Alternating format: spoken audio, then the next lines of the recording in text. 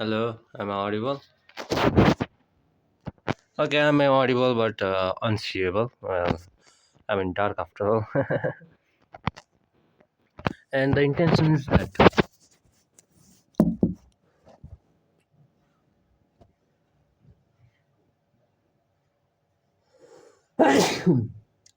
So मैले चाहिँ के बुझेको छु भन्नाले हाम्रो मनमा जुन हामीले कुरा निकाल्छौँ, हामी जुन कुरा खेल्छौँ, हामी जस्तो सोचाइराखेको हुन्छौँ, त्यो कारणले हाम्रो एटिट्युड फर्म हुन्छ एउटा, हाम्रो एउटा बिलिफ फर्म हुन्छ आफ्नो लागि, हाम्रो एउटा आइडिया, सेल्फ इस्टिम त्यस्तो राखेको हुन्छौँ।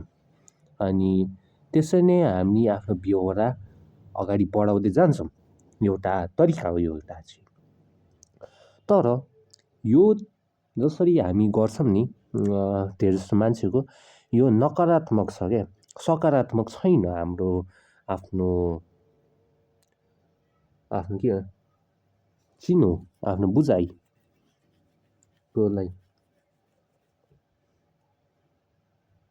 त्यस्तो हो। हामीले जस्तो आफ्नो आफ्नो सोचाइ राखेको हुन्छौँ त्यो अनुसार हामी त्यसले हाम्रो बेहोरामा धेरै नै प्रभाव पार्दछ। यो प्रभाव अब राम्रो पनि हुनसक्छ नराम्रो पनि हुनसक्छ क्या, त्यो हो कुरा। हामीले चाहिँ होइन राम्रो गर्दै जाउँ, धेरै राम्रो गर्न खोजौँ होइन, हो त्यस्तोवाला हामीले सोचाइ राख्यो भने धेरै राम्रो हुन्छ आफ्नो लागि।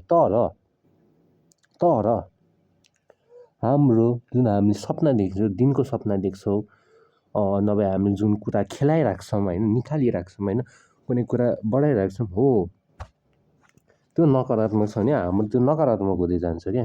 अनि के गरी यो सकारात्मक राख्यो भने सकारात्मक हुँदै जान्छ, हो त्यसरी नै त्यो काम गर्छ। अब मेरो चाहिँ कस्तो कुरा छ भने चाहिँ मैले चाहिँ नकारात्मक कुराहरूमाथि सोचेर बस्छु। मैले छाडा यौन सम्पर्कको कुराहरूमाथि सोचिराख्छु। मैले सोचिरहेको हुन्न म यस्तो राम्रो गर्न सक्छु, मैले त्यसै सोचेको हुँदैन, हो यो पछि यो गर्न सकिन्छ है। मैले कुन मेरो बुझाइ गर्नेको क्षमता त्योभन्दा नराम्रो भएको पनि यो कारणहरूले गर्दा होला। जसरी मैले आफ्नो मनमा धेरै जस्तो बेला यस्तो खेल्न दिइरहेको हुन्छु। यो नकारात्मक कुरा भयो होइन, यस्तो नहुन दिनुपर्ने तर भइरहेछ। अनि यो कारणले चाहिँ म आफ्नो बेहोरा सकारात्मक पार्न सकेको छुइनँ, म भन्न सक्छु यो ढुक्क भएर। अनि यसले गर्दा चाहिँ के हुन्छ धेरै जस्तो बेला मेरो मनमा चाहिँ मेरो चाहिँ बेहोरा नराम्रो भन्दा पनि एउटा बलियो मान्छे जस्तो देखिँदैन क्या, बोलाइमा होइन, हिँडाइमा सोचे कस्तो के कमी न कमी भएको क्या, मर्दवाला सोचाइ छैन क्या, त्यस्तो भन्नु खोजेँ। पुरा म आइमे जस्तो छ क्या, त्यस्तो हुन्छ। त्यसले गर्दा त्यो मलाई मन परेको छैन। मेरो यो एटिट्युडहरू जुन पर्सनालिटीको जुन यो भिन्नता देखेको छु मैले, त्यसले गर्दा मलाई मन परेको छैन। यो कारणले चाहिँ मलाई अति नै चित्त बुझेको छैन आफ्नो बारेमा होइन। यसले चाहिँ मलाई एउटा के भन्छ नि कग्निटिभ डिसोनेन्स हो कि कग्निटिभ डिसोनेन्स थियो कि के जस्ट यस्तै केही कुरा थियो होइन, हो कग्निटिभ डिसोनेन्स थियो भनौँ होइन। यसले गर्दा मैले लास्टै होइन, मलाई धेरै नै नकारात्मक प्रभाव परेछ मेरो साँच्चीको बेहोरामा। अब म के गर्न सक्छु त यो कुरामा, म अझै के भन्न सक्छु होला, मैले अझै के बुझ्न सकेको छु कि छुइनँ। धेरै कुरा यस्तो मैले भन्दै जानुपर्छ यो बुझाइको चक्करमा, किनभने यो नभने भने यो मैले सोचाइराखेको छु नि यो कामै आउँदैन क्या। यो मैले जसरी व्यक्त गरिरहेको छु अहिले आफ्नो मुखबाट, हो यो व्यक्त गरेको कुरा चाहिँ मैले कसरी अझै राम्ररी बुझ्न सक्छु होला मेरो यो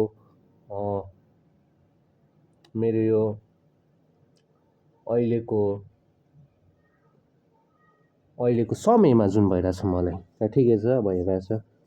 अब यसमा गर्न सक्ने भनेको कुरा भन्नाले अब यो जसरी मेडिटेसन गरेको भन्छ नि होइन, त्यसरी नै अब आफ्नो सोचाइ बुझ्नु त्यसमा, तर अगाडि नबढ्नु, यो नकारात्मक सोचाइमा जति सक्दो होइन, यसलाई नखेलाउनु, यसलाई जति सके रोक्नु, यसलाई यसलाई रोक्न धेरै नै गाह्रो हुनेछ। त्यो चाहिँ म आफूलाई ढुक्क भनेर भन्न सक्छु। तर यो गर्न नसकिने जस्तो चाहिँ होइन, यो गर्न सकिन्छ, यसलाई रोकिन्छ। ल ठिकै छ होइन, अब ल भयो अरे होइन, भयो, यो रोकियो। त्यसो भए मैले आफ्नो दिमागमा कस्तो सोचाइ ल्याउनु पर्यो त? कस्तो खाले सोचाइ ल्याउँदाखेरि ठिक्क होला? सबसे सुरुमा सोच्दाखेरि चाहिँ होइन, लाइक अब सबसे सुरुमा चाहिँ सोच्दाखेरि चाहिँ होइन, अब कुन कुरा आउँछ भन्दा सतर्कताको कुरा आउँछ र सुरक्षाको कुरा आउँछ। सुरक्षा भने केटीको कुरा होइन है, सेक्युरिटीले भने आफ्नो सुरक्षाको बारेमा होइन। ओके, ल हुन्छ, ल ठिक छ। किन तर त्यो दुइटा, सतर्कता र सुरक्षा किन? सतर्कता भयो भने चाहिँ होइन, मैले आफ्नो जुन आफू बाहिरको जुन दुनियाँ छ, यो दुनियाँमा भएको मान्छेहरूसँग छ, नभए यो दुनियाँको अरू प्राणीहरू छन् होइन, त्योबाट म बाँच्न सक्छु। जुन अहिले मेरो समयमा छ होइन, तिनीहरूबाट म सतर्क भयो भने सुरक्षित हुन सक्छु। किनभने तिनीहरूको जुन बेहोरा हुनसक्छ मेरो प्रति, उनीहरूको सोच बुझाइ हुन्छ, त्यो नकारात्मक हुनसक्छ म प्रति अनि त्यो गऱ्यो भने मैले आफूले धेरै नै बचाउन सक्दछु। अनि बचाएँ भने म अझै अगाडि बढ्न सक्दछु। आफ्नो एउटा ठिक्क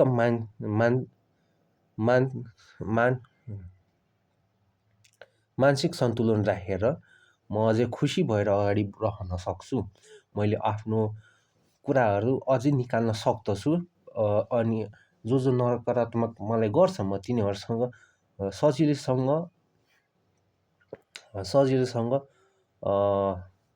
के भन्न सक्छु, सजिलैसँग भिड्न सक्छु। त्यही हो, त्यो एउटा भयो। अनि यो जुन सुरक्षा र सतर्कताको कुरा छ नि, यसले चाहिँ मलाई चाहिँ होइन, यो क्रिटिकल थिङ्किङ भन्ने कुरामा चाहिँ अझै मद्दत गर्दछ जस्तो लाग्दछ। किनभने क्रिटिकल थिङ्किङले के भन्छ भन्नाले, जुन कुरा छ नि होइन, त्यो मान्यता नराख, त्यसलाई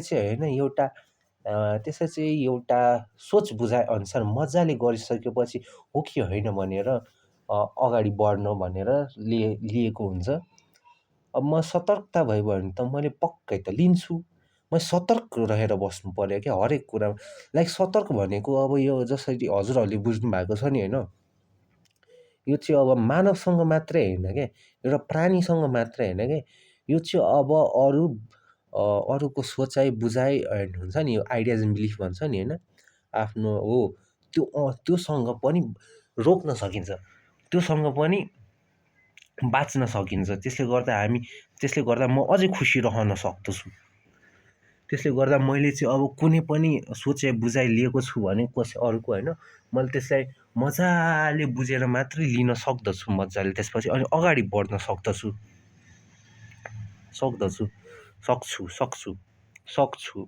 मेरो व्याकरण पनि नराम्रो छ होइन, म यसमा क्षमा पाऊँ, मेरो व्याकरण नराम्रो भएकोमा म क्षमा पाऊँ होइन। म अझै आफ्नो यो बोलाइ नेपाली बोलीलाई राम्रो पार्न खोज्दैछु। मेरो यो नेपाली नराम्रो बोली हुनुको कारण र मेरो यो अङ्ग्रेजी बोली नराम्रो हुनुको कारण र मेरो सामान्य बोली नराम्रो हुनेको कारण भनेको मेरो प्यारेन्ट्सको गल्ती थियो, जसरी मलाई हुर्काइएको थियो। अनि अब ठुलो गल्ती चाहिँ मबाट के हुन्छ भने, म यो हुर्काएर जसरी म भएको छु नि हो, त्यसलाई मैले ठिक पार्न नसकेको थियो, त्यो चाहिँ मेरो गल्ती भयो। त्यस्तो हो।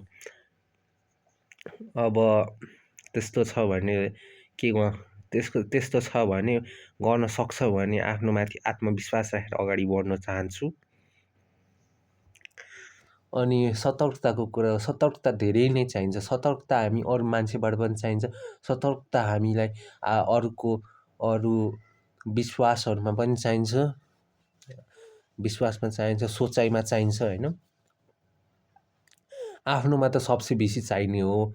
मैले आफूलाई त्यसरी सतर्कता राखेर होइन, सतर्कता राखेपछि के गर्नुपर्छ भने के गर्न सकिन्छ भन्नाले त्यसलाई के भन्छ अरे निर्णय होइन, जज एन्ड इभ्यालुएट नेपालीमा के हुन्छ, त्यसलाई एकचोटि राम्ररी सोचाइ गर्न सकिन्छ के त्यो ठिक छ कि छैन, के यो हो कि होइन किन त्यसो भएको हो, यो सबै कुराहरू निकाल्न सकिन्छ। अनि पुरै गहिरो समेत गएर आफ्नो त्यो निकाल्न सकिन्छ। यो सानो जिन्दगीमा मजाले बाँच्न सकिन्छ, त्यस्तो हो सोच। मलाई यो दर्शनको कुरामा, यो पश्चिमी दर्शनको कुरामा चाहिँ होइन, यो जुन आएको छ philosophy of language or just logic in general, मलाई यो कुरामा धेरै नै आफ्नो रुचाइ छ क्या, मेरो धेरै रुचि छ यो कुरामा। अनि म त्यही भएर त्यस्तो गर्न चाहन्छु। मैले यसरी नै बुझ्न चाहन्छु क्या, मैले यो सोचाइ राखेर। अनि मलाई लागिरहेको छ हो मैले यो सोचाइ राख्नुपर्छ भनेर। किनभने यो सोचाइ राख्यो भने सतर्कताको सोचाइ राख्यो भने म धेरै नै अगाडि बढ्न सक्छु। किनभने यो मेरो जति मैले सोचाइ यतिकै राखेँ भने त्यो चाहिँ मेरो बेहोरामा पनि देखिन्छ। त्यही भएर तर यो सतर्कता पुरै ठिक कुरा हो त? साँच्चीमा भन्नुपर्दाखेरि जति पनि मैले एउटा यसो विशिष्ट कुरा गरेँ नि, जस्तो कि के विशिष्ट कुरा गरेँ, एउटा त पहिला सुरु म अरू मान्छेसँग बाँच्न सक्छु होइन, म अरू प्राणीहरूसँगबाट पनि सतर्क भयो भने म आफ्नो सुरक्षा गर्न सक्छु होइन, आफ्नो गर्न सक्छु, अरू मान्छेको नकारात्मकबाट बाँच्न सक्दछु। अरू सोचाइ बुझाइहरूसँग पनि एउटा मजाले के अरे सोचाइ गर्न सक्दामा मद्दत गर्दछ। अनि मैले आफ्नै सोचाइले गर्न सक्दछु भन्नेको साथै म भन्न सक्छु हो सतर्कता चाहिन्छ, धेरै नै चाहिन्छ। अनि त्यसपछि चाहिँ किनभने सतर्कता एउटा चाहिँ सुरुवातको कुरा भयो क्या, यसले चाहिँ अरू कुराहरूले चाहिँ आउन दिन्छ। त्यही भएर हो म भन्न सक्छु। तर यसमा केही न केही गडबडी त होला, हुनुपर्छ। तर किन हुन्छ भने मलाई त्यो थाहा छैन। यो चाहिँ मेरो एउटा मान्यता राखेको छ। तर किन यो मान्यता छ मलाई अचम्म लाग्यो। हुनु चाहिँ किन पर्यो मान्यता, नहुँदैमा के जान्थ्यो। तर ठिक छ भएको यो। किन सतर्कता नराम्रो हो साँच्चीमा मलाई सतर्कता नराम्रो त्यति बेला हुन्छ जब चाहिँ यो एउटा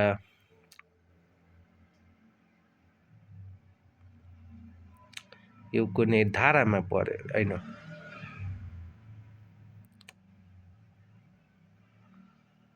एउटा स्थितिमा पर्यो जसमा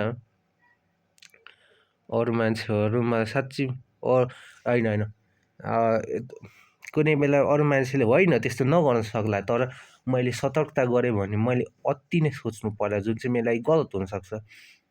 तर म भन्छु एउटा कुरा यसमा चाहिँ होइन, अब अरू मान्छेले भन्छ होइन, सतर्कता भएको धेरै राम्रो सतर्क नहुनुभन्दा पनि हो।